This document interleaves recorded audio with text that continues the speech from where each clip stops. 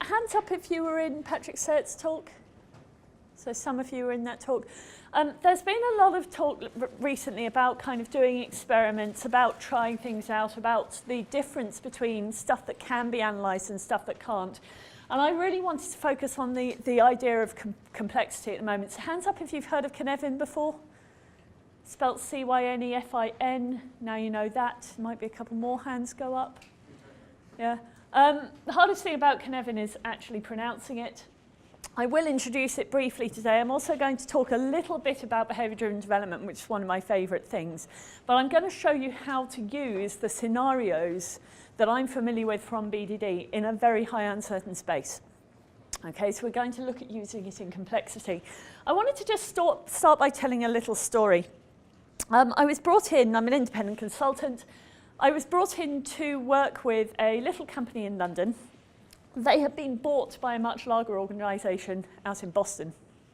And the Boston guys had turned around to the London guys and said, can you do your amazing thing, which is the reason why we bought you, on this architecture?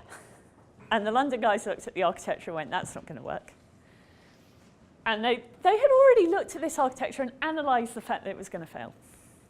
And they were so convinced that it was going to fail, they decided to just keep, every time that the America said, you know, do this thing, they went, no. America, well, please will you do this thing? No, it's not going to work. We're not going to do it. And they had this gulf between them that was a lot wider than the actual Atlantic Ocean. The thing about analysis is it only works for a certain class of problems. So I'm going to show you Cynefin very briefly. Cynefin has 4 main domains and 1 in the middle.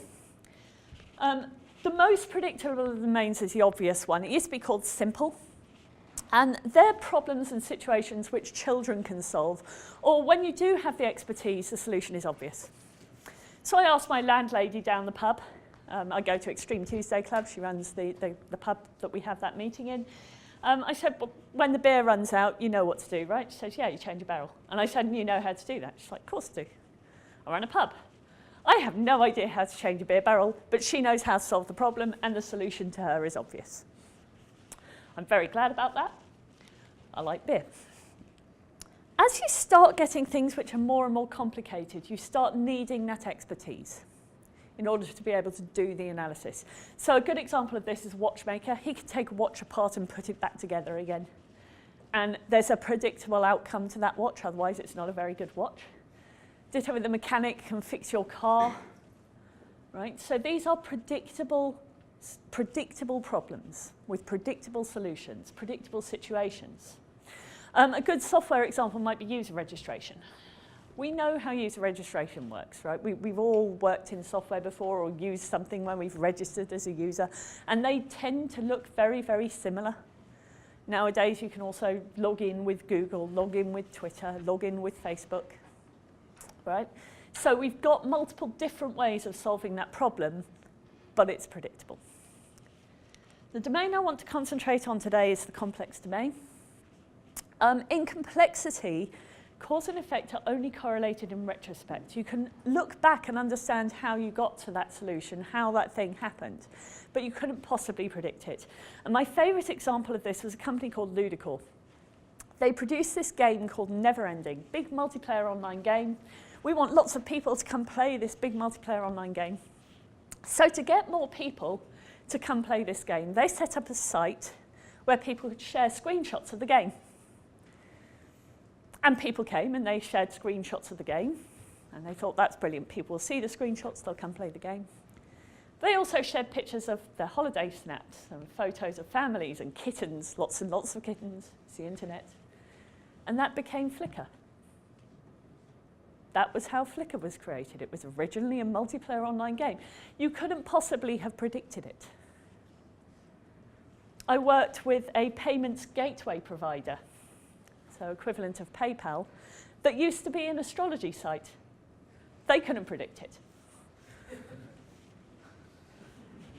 So you get these emergent outcomes, and you're probably used to it if you're doing agile or lean software development. This idea that you try things out, and then you get feedback, and then you make your discoveries based on the feedback you get.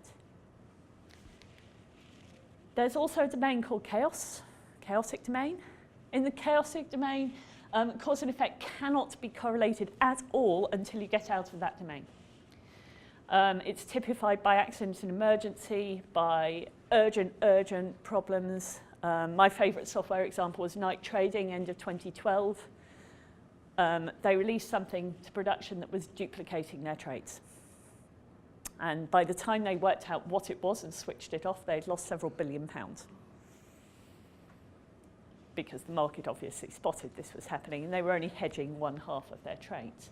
All the big investment banks wound back those trades. I spoke to somebody who worked at one of them. He said, yeah, you know, we have this agreement that when it's obviously a mistake, we'll wind back the trades because one day it'll be us. But all the small software houses kept the money, thank you very much. You know, all the small finance houses. So they did actually lose quite a lot of money. But you can bet the first thing they did was find it, switch it off, and then work out what had happened. In the middle, we have disorder. And disorder is the state of not knowing which of these dominates. And we tend to prefer to behave according to our preferred domain. So you'll see things like project managers trying to get predictability over a project which has significant components that nobody's ever done before and is therefore highly risky and highly uncertain. Or if you're a dev, hands up those with dev background. There's a fair few of you, right? There's a lovely ex-KCD cartoon where a guy, he says, hey mate, pass the salt. And the next panel's like, dude, it's been 5 minutes, where's the salt? And the other guy says, oh, hold on, I'm just creating you an arbitrary machine that will pass you condiments when, you know, arbitrary condiments whenever you ask for them. It'll be quicker in the long run because devs like complex problems and will turn them into complex problems even if they aren't really. Okay, so we tend to prefer complexity. So this is Cynefin. There is a particular approach that we take with each of these domains. So in the obvious domain, we sense, we categorize, we respond. Okay, we can say, oh, it's a one of those problems. For the complicated domain, we sense, analyze, respond. We can look, understand the problem, analyze it, and then we come up with a solution, we come up with an approach. But the really interesting stuff happens in the unordered domains. What we have to do in complexity, because cause and effect are only correlated in retrospect, if we try and sense, we try and analyze first, we might think we have an understanding and we will be wrong. So we have to do probes before we sense too much. And that's a really, really weird thing. This is what I want to talk about today, is how to get your head around that. Because it's a very odd way to try and think. And I'm going to give you some tools to help you think in that way, to help you design experiments without a single hypothesis. So you're going to actually be able to probe hypothesis-free. Okay? Chaos is much the same. We have to act and then sense and respond. We tend to be better about doing this because chaos tends to come with a sense of urgency in it. So we tend to just, do that thing, right? And shut down the problem. And chaos does usually resolve itself, not always in your favor. There is no safe way to fail in chaos. So there's a beautiful word I came across, Epifania. And it was originally coined by a guy called Klaus Conrad, who was 1958. He was a psychiatrist. And he coined it in opposition to the word epiphany. And we're used to this sense of epiphany that we can sometimes have, right? When we see a pattern and we start to understand that pattern, we get an epiphany. Oh, I get it. Now I understand it. Right, now I can see. And Klaus Conrad actually created the word apophany as a way of understanding, a way of looking at the delusions that schizophrenics suffered and the very initial onset of those delusions. And they experience revelation when there really isn't any to be had. They think they're seeing a pattern, they're seeing something which isn't really there. They're hearing voices in random noise. They're thinking that somebody is out to get them because this is the third day that somebody with a red jumper has followed them down the street, right? So what they're experiencing is not epiphany, it's apophany. And the word Epifania, which comes from this, has come to mean the tendency of human beings to see patterns when none exist. It's a really strong tendency. That's what Epifania means. So there are two types of people in the world: those who can draw conclusions from incomplete data. It's funny, but actually there's only one type of person in the world, because we all do this. The only people who are really good at spotting that there's incomplete data, really, really good, and not falling into that pattern trap, are the clinically depressed. And they're very, very uncomfortable with uncertainty. It's part of the reason they get depressed, because they can't work out how to move on. Strangely, testers are reasonably good at it. This is an example of how good we are at spotting things. Now, some of you will already be thinking you know what these circles are. If I put a line in, right, it becomes immediately much more obvious. We see patterns of the familiar. Most of you in this room won't need me to put a circle around it to show you that it's a face, because it's a familiar pattern. It's a thing we're used to seeing. We're used to seeing those patterns so much. 1976, this was a photo that Viking 1 took on Mars in an area called Cydonia. And everybody went, oh, it's a face. Look, it's a face. And we're used to seeing, this is actually a type of Epifania called pareidolia, the tendency to see faces in things, right? It's a face. We got a more accurate photo back in 2006. Turns out it wasn't really a face at all. It was just the shadows, right? But there are still people who are absolutely convinced that Martians exist. There are faces on Mars, you know. There's weird buildings. Okay, so there's an example of how we can get these false beliefs. This analysis of stuff that is patently not true. And the reason we do this is because of confirmation bias. We like spotting patterns. We like the reinforcement that tells us we understand patterns, right?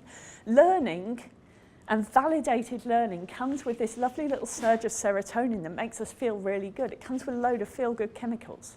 Yeah, that's really well done. You remember what that feeling was like when you were a child, when you finally worked out how to do long division or whatever it was? You know? Whereas the opposite does not make us feel good. It hurts to get feedback that tells us you're wrong. Yep, that thing you thought you understood, not so much. So we are used to trying to get stuff that validates our current belief of what's real and what's not. Okay? This is why it's very, very difficult to think of experiments that you might perform without also thinking of a hypothesis. Because you think you understand the cause and effect and how they're correlated, and you will naturally do that because you're human. Okay. That's one type of confirmation bias, is apophenia. We do have lots of tendencies to spot things, pareidolia being another one. It's the actor-observer bias. It's our tendency to say if something bad happens, it was our environment. If something good happens, it's because we were amazing, right? So that's another type of bias. There's the Google effect, which is the tendency to forget things you know you can look up. There's illusions of, there's loads of biases. There's, last time I counted, there were 159 different cognitive biases on Wikipedia, and they're all fascinating. These are all the ways we trick ourselves as human beings, right? All the ways in which our brains are fundamentally broken, and yet all the ways our brains are amazing because we can deal with incomplete data as a result of these biases. This is what allows us to function in the real world and make decisions in the absence of complete information. The reason this works is because we observe data From our observations, we then filter the data. We generate assumptions and build beliefs based on what we learn, and then that plays right back into how we filter the data, because again, we're looking for things that validate our assumptions. This makes it really, really hard to do experiments, because you're always looking for experiments that will support your hypothesis, right? That's what you do. It means that we'll tend to go for the stuff that's likely to succeed for a start, instead of the stuff that might actually fail. So we're not as brave as we could be. Right, so I've introduced a little bit about why I wanted to do this talk. I'm going to very quickly show you how scenarios work in analysis. So I'm into BDD. Hands up if you've heard of BDD, behaviour-driven development. So a lot of you, huge amount. If you want to know how to do this properly with software, come and talk to me afterwards. This isn't really a talk about BDD. But it uses examples to illustrate behaviour. So behaviour of system. I'm using it to illustrate behaviour of things in life as well these days. So I look at behaviour of people, behaviour of teams, behaviour of projects which are not software development. So manual writers, work with target operating model people. Here's an example of an example. Given Fred has bought a microwave for £100. When he brings the microwave back for a refund, then he should get a refund for £100, right? So it's a really, really simple example of something that might happen with some software you're using. So this is till software. Somebody brings back a microwave and wants to get a refund. One of the things that I particularly call out when I teach this is a scenario. It is a specific person buying a specific product. And this is going to be really, really important later. This is the difference between a scenario and just generic behaviour acceptance criteria business rules, okay? We're thinking of something very specific here. It's a specific discount that Fred's got in that scenario, okay? Now, when we phrase acceptance criteria, you can phrase it using that given when then template that most of you are probably familiar with, the context, an event that happens and an outcome that's going to occur. But this is not a scenario. This is really generic. When I'm talking about scenarios, I am talking about specific instances. I've actually had a little bit of training in hypnotherapy. And one of the things we do there is an NLP thing called Wellformed outcomes. What you can see, what you can hear, what you can touch, sense, smell, kinesthetic feelings. So you might say to somebody that you're coaching or you're doing therapy with, okay, so give me a scenario where you run the 5K. What does that look like? How do you know you've done it successfully? And I've actually ran a 10K race, and my well-formed outcome was the cold pint of beer in the pub at the end, surrounded by other people who'd also just run that race and were also enjoying their cold pint of beer, right? In a mug. You can tell it's a mug, because, see, handle. Okay?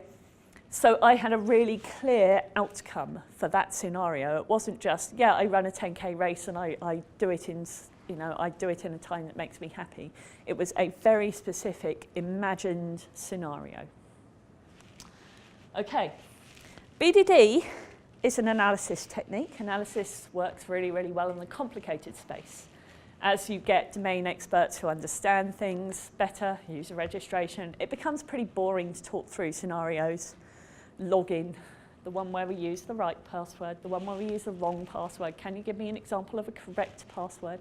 No, that stuff's boring. So it doesn't work as you come down into the obvious simple space. And when you get into that complex space, you sometimes find that outcomes are uncertain. So an example I use frequently is Fred buys a fridge freezer and he comes back and tries to get a refund on a fridge freezer. He's not carrying it in on his shoulder, he's left it at his house. So now what's he going to do? Are you going to give him the refund or not? And there's more uncertainty associated with that than the basic he brought his microwave back, right? Now it's almost certainly a solved problem. In fact, I know it's a solved problem. I don't know how they solved it, but I do know they will have discovered a lot about human behaviour and inability to plug things in when they solve that problem. So here's a question I ask to generate more scenarios. So I think about, you know, Fred's bringing back the microwave. I think, well, is there a context which could create a different outcome? Right? And I actually sometimes look for those scenarios where you've got the uncertainty. I'm using it in the same way as Kevin, so I'm using it to help me find the uncertain bits of the project, the uncertain bits of behaviour. So as an example, is there a context where Fred doesn't get £100, not a discount? Is there where he doesn't get any money at all? No? We're all hungry, looking for lunch. There's a sale on, right. So there's a sale on, it's half price. He broke it himself. It's more than a year old. He didn't have the receipt with him. Any of these could mean he doesn't get his discount, right? So there you go. There's the one discount. We refund it. He only gets £90. I also ask, is this the only outcome that matters? If we could achieve it with pixies, would it be enough? So here's an example. Given Fred brings a microwave back, we should add it back to the stock count. So now we're looking at another stakeholder. And that's really important. When we start looking at failure scenarios, that's really going to matter. Because there might be some stakeholders who have other needs. And sometimes, if you don't meet those needs, they are going to stop you from getting what you want. Hands up if you're used to user stories. Right, you all use user stories. So it's a story from the perspective of the user. As a user, I want to get money out my bank account, right? So I go to the bank account, I ask for £20, it gives me £20. What else does it need to do? What other outcome is important? Needs to debit my account balance. As a user, I want this machine to debit my bank account balance. Whoa. That's why I call them stakeholder stories rather than user stories, to make you think of the other stakeholders who might stop you. And this is really going to play when we start looking at the experiment and experiment design. Another way that I get more out is to turn it into a question. So turn the outcome into a question. This is a really simple way. Should the microwave be added to the stock count? Yes or no? Always? In every situation? So you can use these questioning patterns to generate more scenarios and to think of other scenarios. Right, that's BDD. Let me show you why it's important. This isn't really actually a story about one organisation. This is a story about several organisations I've come across, 3 of them. They all work with other businesses, so it's a business-to-business software. And every single one of them has encountered this thing where they tried to automate some piece of API, tried to get some API working with their partners, tried to make it behave in a better way, tried to, you know, some downstream manual process they're replacing. Every single one of them, when they tried to do this, made massive discoveries around the different ways that all their other business partners are using their API.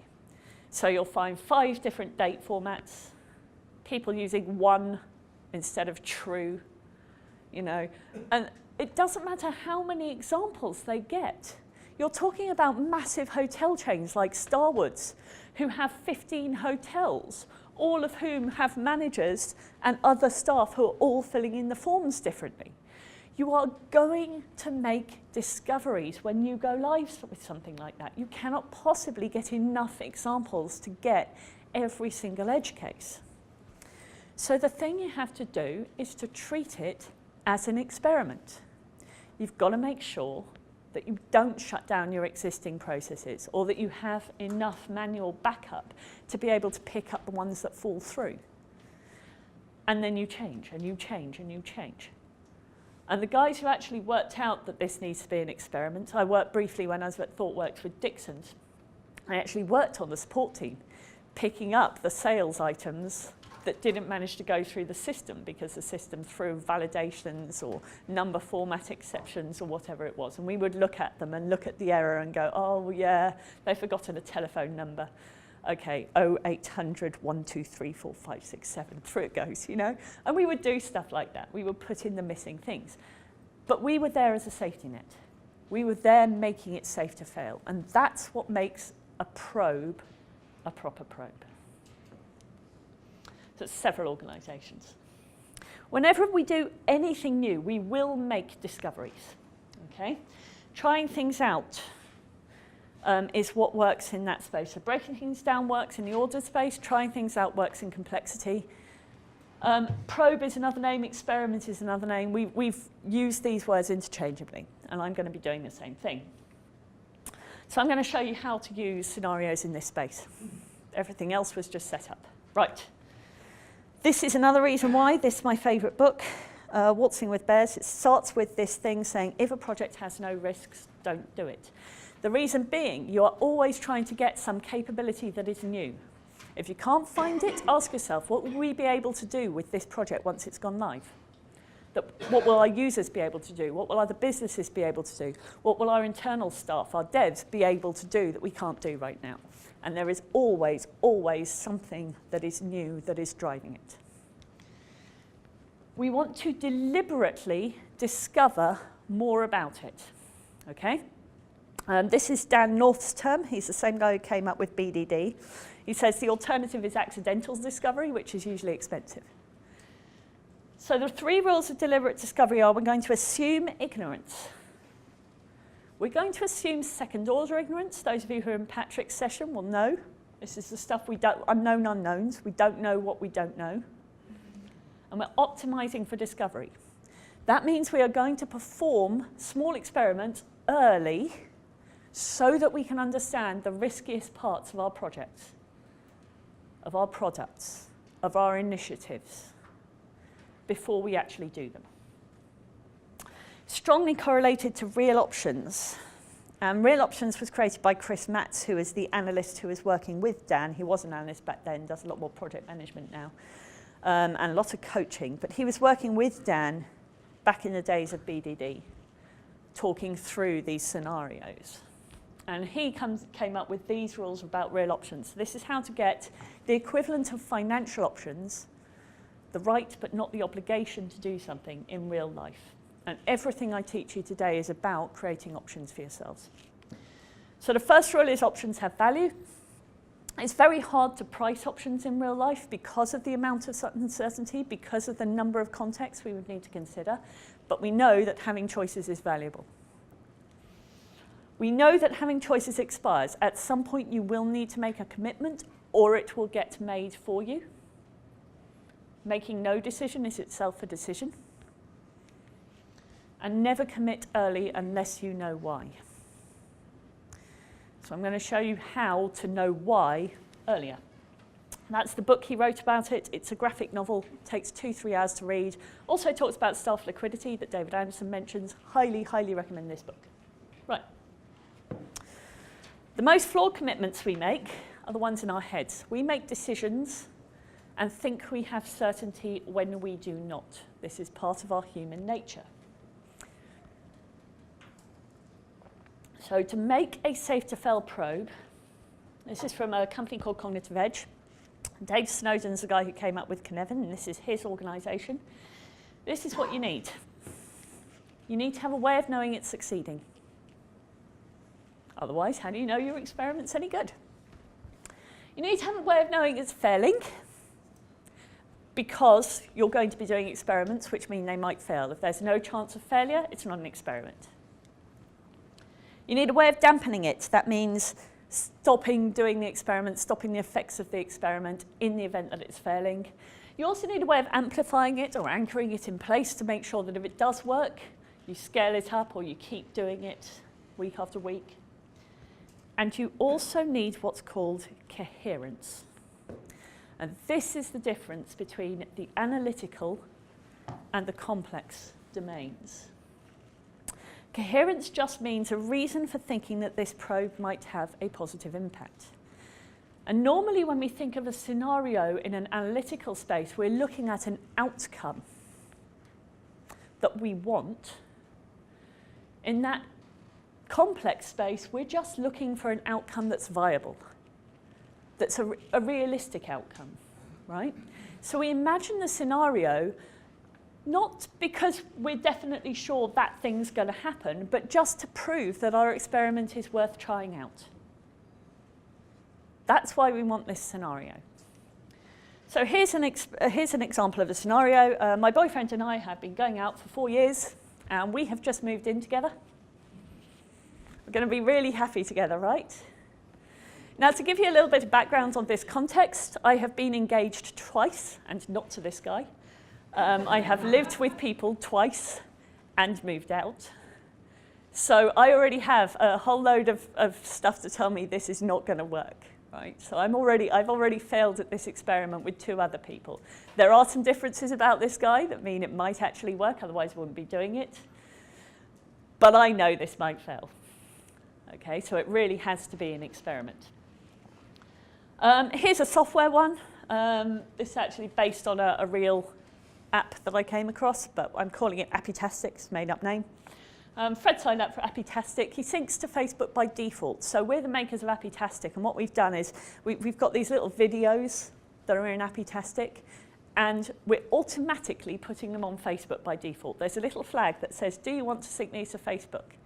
And it's checked. So when he signs up as a new user, that flag's checked by default. Okay?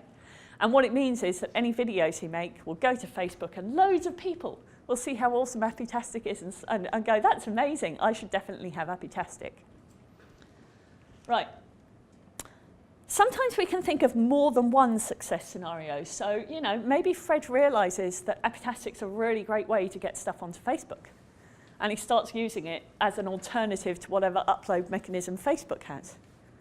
That would be good, right? But it's even better if you can come up with scenarios that put you in a better place, but cannot both be true. Maybe my boyfriend and I, it doesn't work out, but because it's an experiment, we will get to keep the amazing relationship we had before we moved in together. We'll move out. But we saved up enough money, and the London stock market, you know, the London housing market has plummeted enough that we can finally afford a place of our own each. That would actually be pretty awesome.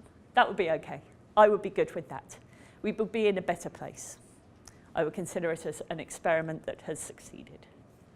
And they cannot both be true. So if you can think of these conflicting hypotheses, now you can start thinking of more of them. Now you're freeing your mind up from that single hypothesis that you automatically generated because you're a human being. Okay? We also need to think about the failure scenarios. When we move in with each other, we might get on each other's nerves. That would be a bad thing.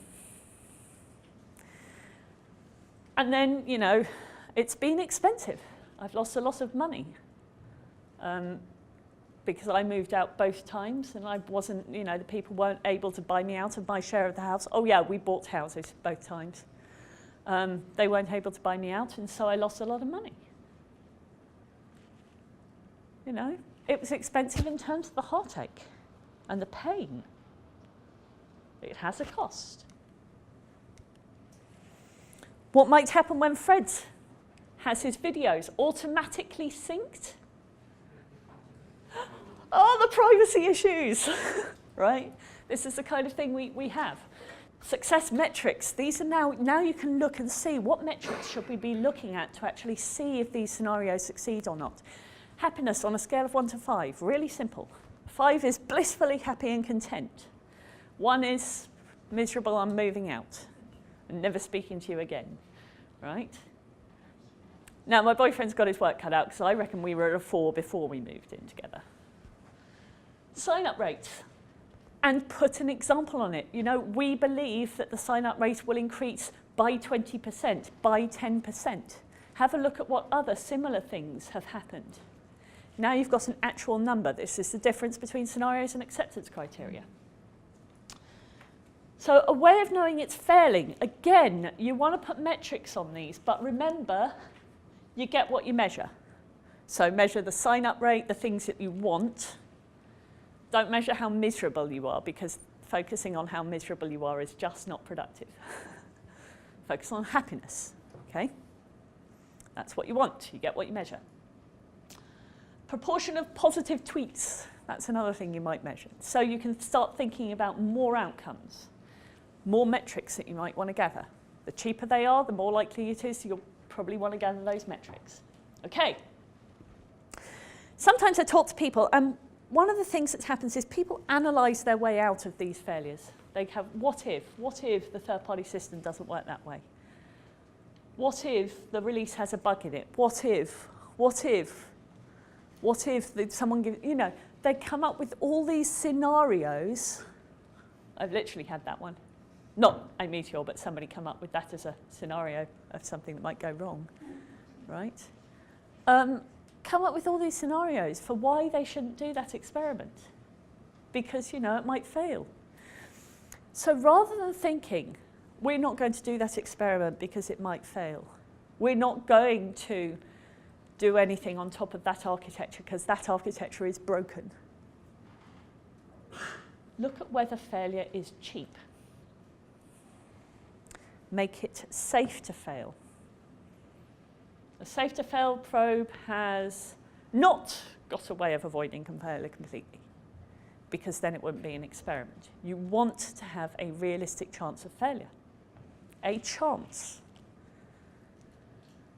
The only time you can guarantee success is when you're using the same people, the same technology, in the same context, same requirements, same market. And if you're doing that, you have a time machine. Please come and talk to me afterwards. Okay? It's the only time you can ever have guaranteed success. So most of the things we're doing are complex. The reason is because most of the complicated stuff's already been turned into services, turned into libraries, turned into offshore offerings. So again, it becomes a complex problem of how do we use that thing. Make it cheap to fail. My boyfriend and I might get on each other's nerves. We are renting a place together for 1 year. It is an explicit experiment. And I love going out with somebody who knows about Cynefin. It's amazing, because you can have these adult conversations, right? We're renting a place for a year as an experiment. Knowing that if it doesn't work out, we can have that conversation and we can move back in to our own places. Given Fred might have massive privacy issues, you know, put the flag on the server. Don't put it in the client. You know how long it takes something to get through the App Store, on Apple's App Store? Yeah? It takes a while to get it through their little certification process. In fact, this is one of the reasons why a lot of people are using Android to prototype apps these days, because it's a lot faster to get it turned around and get that feedback. Failure is a lot cheaper on Android than it is on an iPhone, okay? So even though iPhone's got more of a market share, people tend to be designing these days for Android, which strangely is increasing Android's market share because they get the apps earlier. Okay, I use a very, very simple scale to tell me how likely it is that I will need to run a scenario rather than analyze something. I thought I would share this with you very quickly. 5, nobody in the world has ever done this before, anywhere. It's brand new. 4, someone outside the organisation has done it, so we have no access to expertise. We've seen some other company do it, and now we want to spoil their differentiator and do it ourselves. 3, someone in the company's done it before. We have access to expertise. Maybe there's a video on YouTube. Someone in Teams done it before, and 1, we all know how to do it. The 5s and 4s are complex. You'll notice there is no 6 chaos. I will help you if you're looking at my work to work out what to do in chaos. Get your experts and act, okay? There's no 6. So this is complexity all the way down to the obvious stuff, the 2s and 1s, right?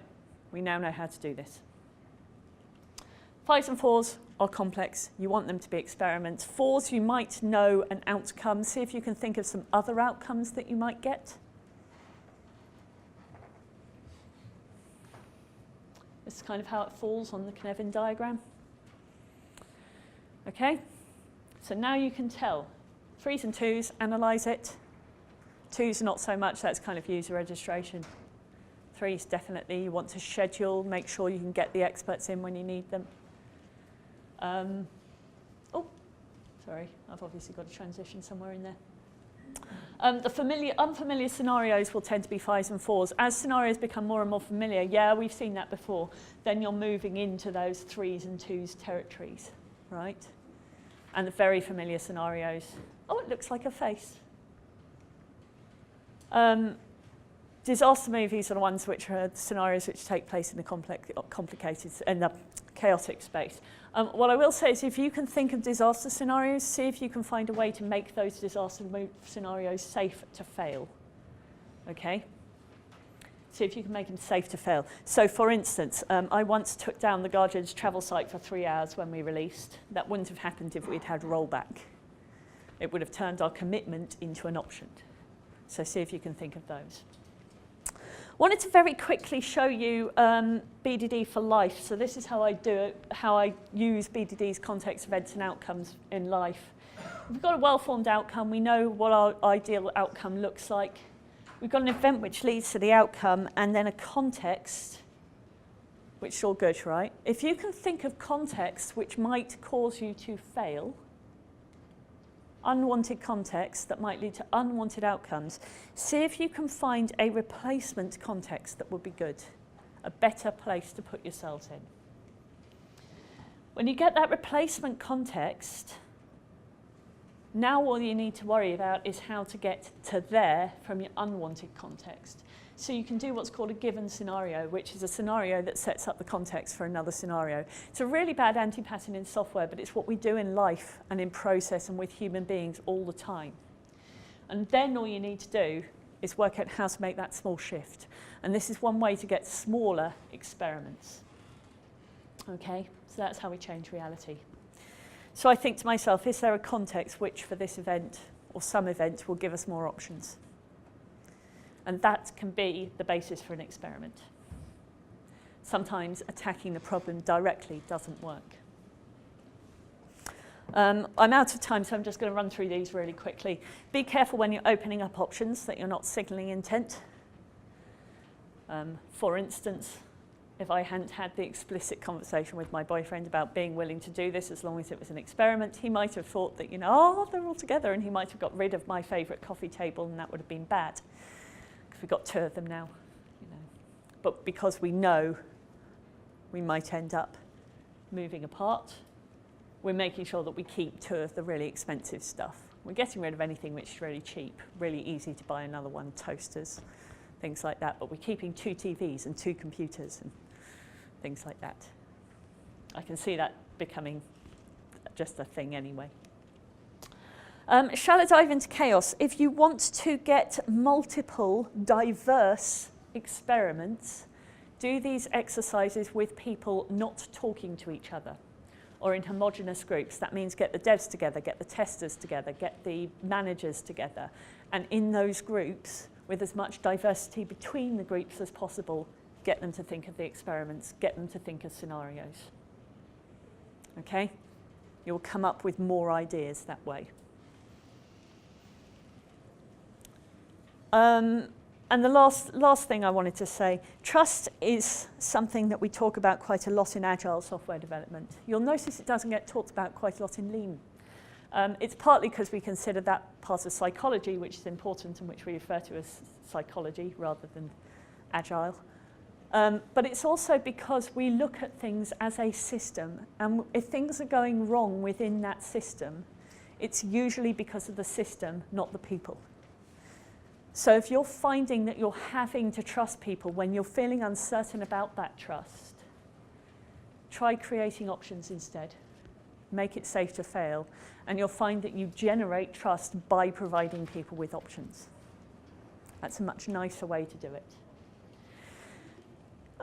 The guys who were working with my team in Boston, I had a little workshop with them, and they were still bitching about this, and I said, guys, if you want to bitch about this for another hour, you know, you're paying for my time regardless. If you feel that's cathartic, you can go and do that. Or we could create an experiment which might change the problem. And they went, oh. I said, what's an easy experiment you could do? What would be cheap to fail? And they said, we should do a prototype and send it to them. You know, they've been resisting doing this for months.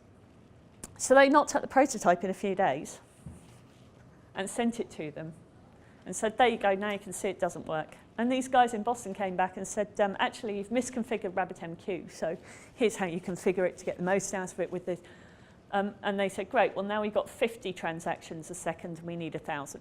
And the guys in the States were like, yeah, I can see that. Thanks so much for doing this. This is a great way to test the architecture. Now we can change it, and we've got something we can... And suddenly, everything was much, much better between them. They had communication. They were talking to each other. They knew each other's names. They knew about each other's families. They would wave to each other over Skype. And it wasn't fractures just because they did a little experiment. That's it. Thank you very much, and I apologise for keeping you from your lunch.